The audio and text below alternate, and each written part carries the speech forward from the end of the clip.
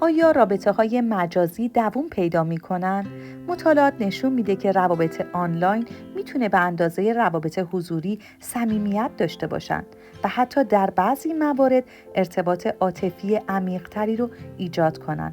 زیرا دو طرف وقت بیشتری رو برای بیان افکار و احساسات صرف میکنن. با این حال، نبود تماس فیزیکی، تأخیر در دیدار حضوری، تفاوت‌های فرهنگی و یا زمانی میتونه ریسک جدایی رو بالا ببره. موفق ترین روابط مجازی معمولاً اونهایی هستند که برنامه مشخصی برای دیدار حضوری دارن. ابزارهای ارتباط متنوعی مثل چت کردن، تماس‌های ویدیویی، پیام صوتی استفاده می‌کنند و سطح اعتماد و صداقت بالایی رو دارن.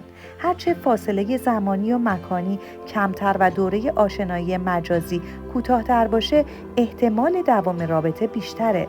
روابطی که صرفاً در فضای مجازی باقی میمونن و فاقد هدف هستن، دوام کمتری رو دارن.